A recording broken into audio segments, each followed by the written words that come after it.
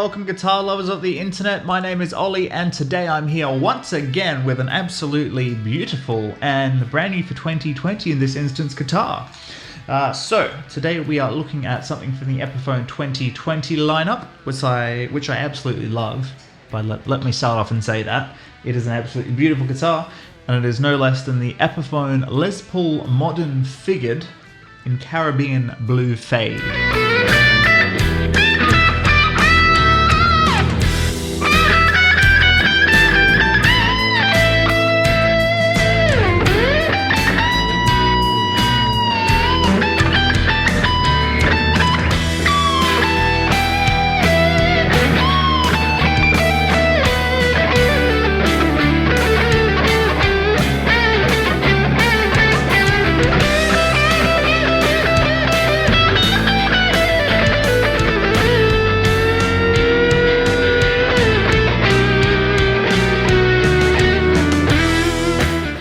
Generally, there are two different kinds of Epiphone instruments you can get. You can get vintage inspired, and you can get modern.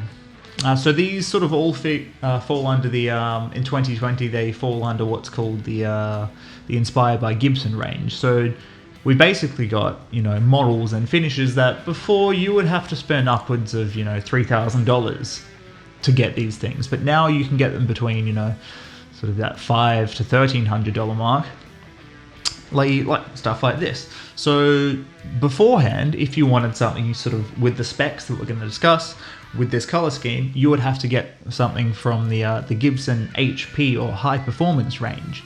Now here in Australia, I believe they retail for around the $7,999 range. Now I don't know about you, but that's not something that I would go and buy just like that, or it's something I would have to save up for years and years and years and years and years to get. So for us mere mortals, here we have the Epiphone version. So this is like I said, it's the Les Paul Modern Figured. So what does modern mean? Well, basically forget having a huge neck profile, forget having an incredibly heavy guitar that's going to put you back out after one gig. This thing is basically, all of that classic Les Paul design, but sort of brought into the 21st century.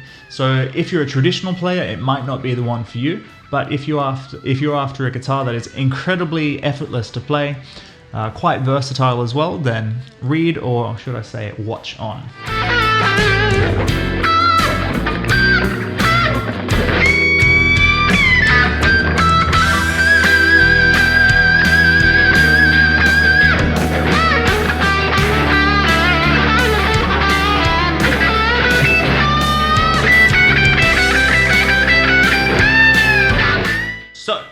This particular guitar, as I said, Caribbean Blue Fade, a lovely finish. I feel like across the board, blue finishes are very in right now.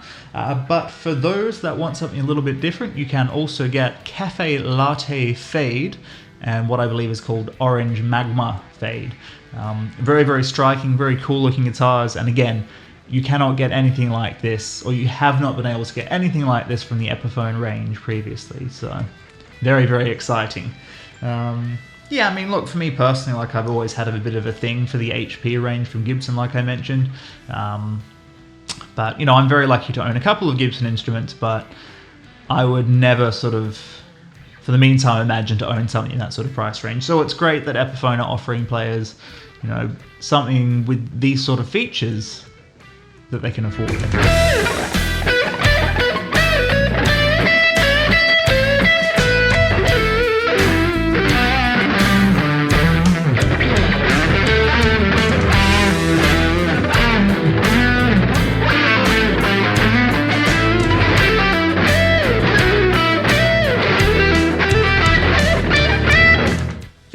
Let's talk about it. So starting off with the body. So not too different to traditional. We have a mahogany body. We have I think it's a AAA flame maple top, which looks very, very striking. Of course, being flame maple, each guitar is going to look unique as well and have its own characteristics. Where things do get different, yes, we do have a mahogany body, but this is what's called, I think it's ultra weight relief. So what that means basically is that internally, I'll try and flash that up with the screen. As they say on Antonins, it looks like a bit of like a block of Swiss cheese or something, filled with holes, because, you know, traditionally Les Pauls, they're very, very heavy instruments. A lot of people will tell you that's, you know, part of the charm, but a lot of people don't really like them for that reason. For those people, here we have a chambered body. So I don't know, I think there's something to be said about what chambering it does to its actual acoustic resonance, similar to like Gretsch Jet models. They look to be solid body, but internal chambering, and I think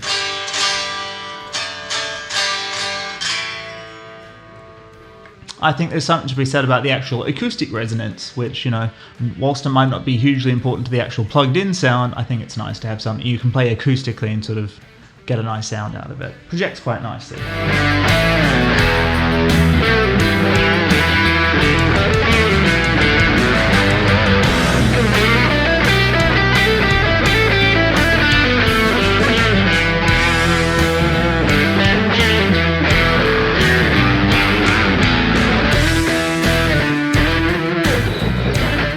So yes, very, very lightweight, which for me is a lovely feature. We've got an ABR locked tone bridge with a stop bar tailpiece. We've got 4 very cool looking sort of see-through plastic knobs, as opposed to sort of like an amber or gold they might traditionally use. Scratch plate, take it off if you want. I think it suits on this guitar with that black against the blue finish. 3-way selector. So more pull or less pull, as they call it. And Epiphone Pro Bucker 2 and 3. So 2 being on the neck, 3 being on the bridge. I believe that refers to the Alnico magnet they use in that. Basically, we get more out of the bridge.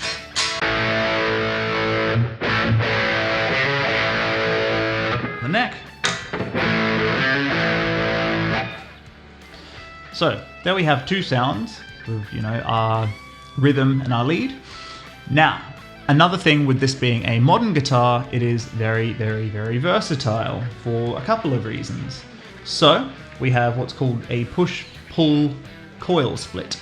It's not the most incredible coil split. Don't think you're going to get, you know, Stratocaster sound straight away, but it does sort of get you that sort of Fender-ish chime, I suppose. So let's take a quick listen.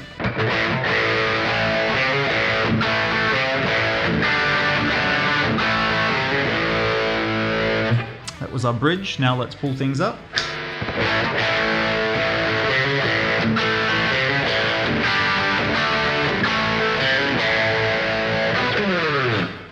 As you can hear, we do get that single coil hum as well, but that's just something we sort of take into account when we're playing single coil guitars. Middle selection.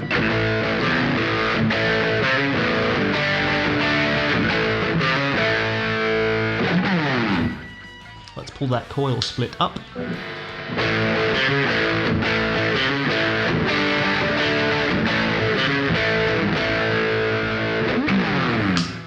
Probably don't notice as much of a difference there, but you know, that'll do it.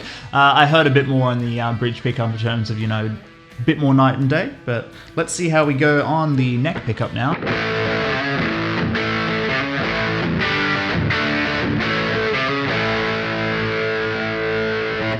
Pull it up.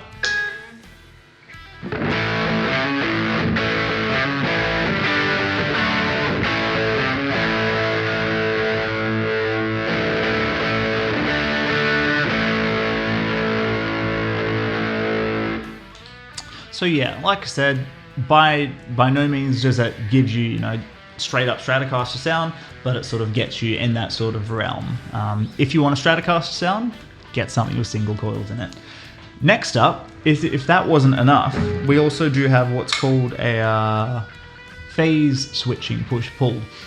So the push-pull for the coil split is volume 1, and then if we want to get basically an out of phase sound is the pickups cancelling each other out. So basically we're limiting the harmonic frequencies we're getting out of the pickups.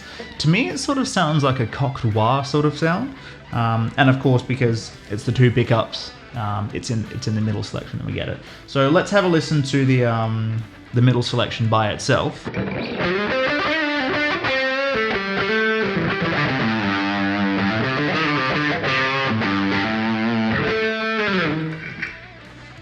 Very nice, classic Les Paul sound. Now, check this out. So I basically just put the two pickups out of phase with one another.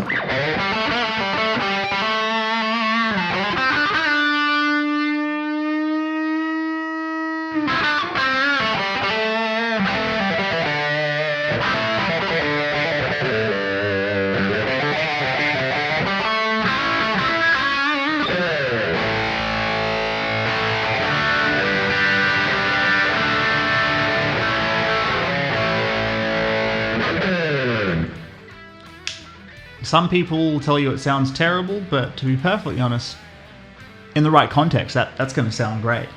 I don't know if you can hear it yourself, but yeah, I'm definitely getting sort of a coq-wah sort of sound out of it. Like, I should mention as well, the knobs do come off. Now, one thing you can do to keep knobs on, because of course, it's push-pull, the knobs aren't, incredibly secured. One thing you can do, if you really want to, you can actually get, like a flathead screwdriver and put it between the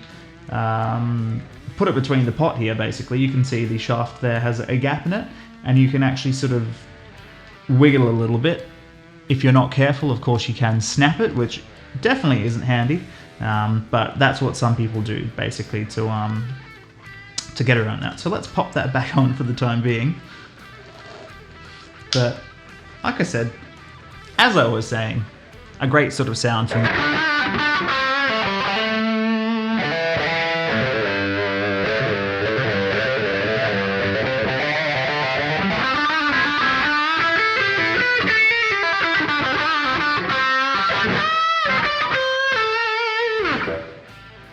Let's go back again.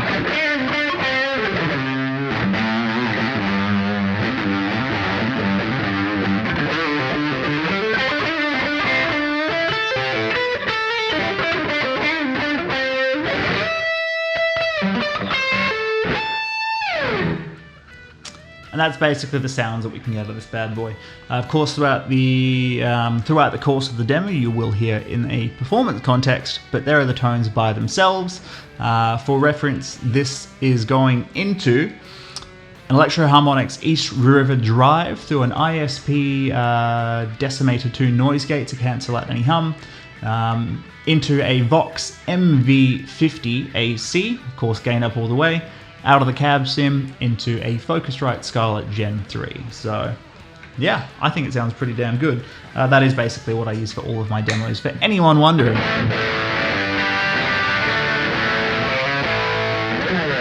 Kick ass. Anyway, so as I mentioned, let's go to that body. So ultra modern weight relief on the mahogany body, that AAA flame maple cap, lovely white binding along the body there. Locktone ABR bridge with a bridge with a stop bar tailpiece. These push-pull white see-through controls, black scratch plate, ProBucker 2 and 3 pickups, three-way selector.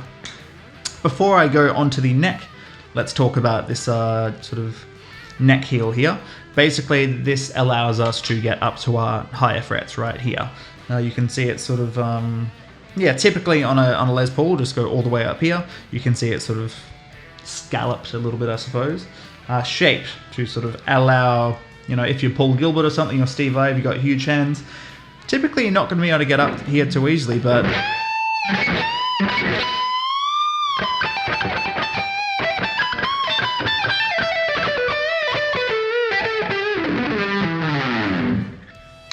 it's going to let you get shredding up there quite easily.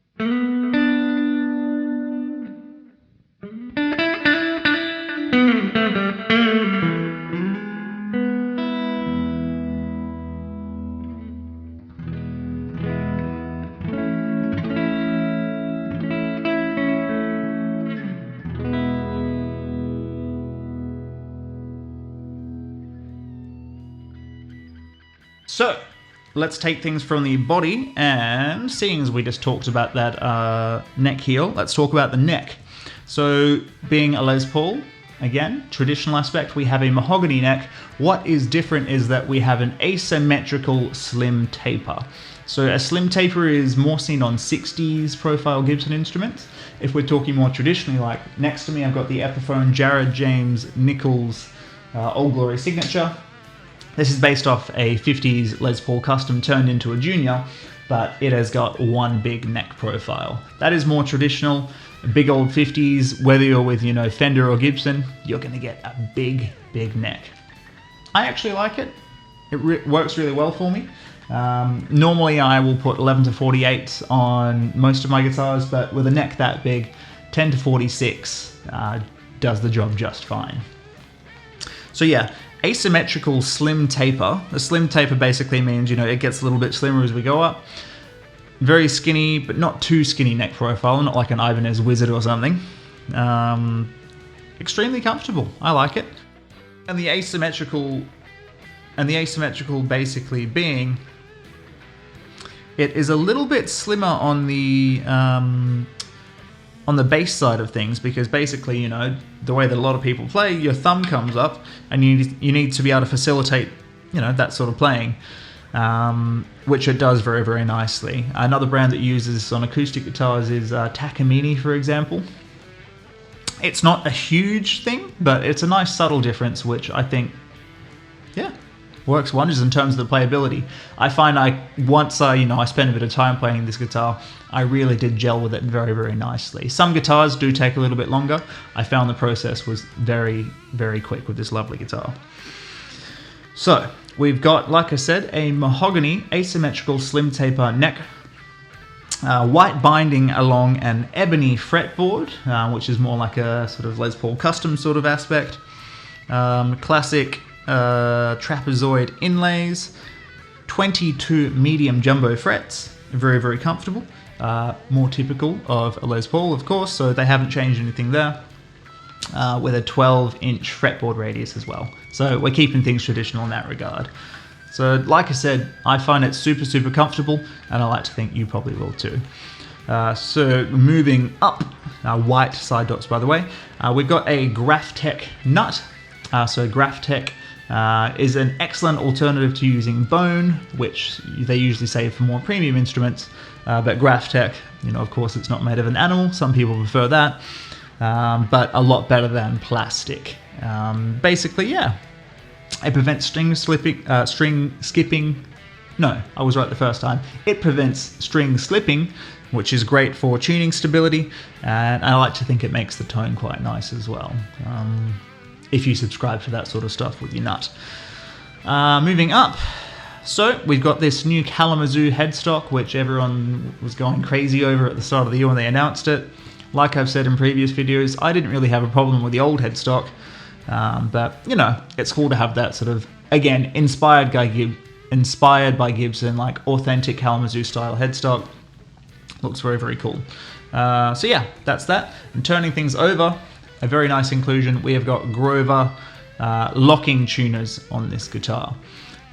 Tuning stability so far has been excellent. I do have 10 to 46 gauge strings on this at the moment, and I haven't really had to tune it at all. Of course, when you're looking at a Gibson style instrument, it is always a bit of a worry, especially on like the G string, due to the sort of string pitch angle. But I find probably the combination of the Graphtec nut and the those locking tuners, it is excellent as well.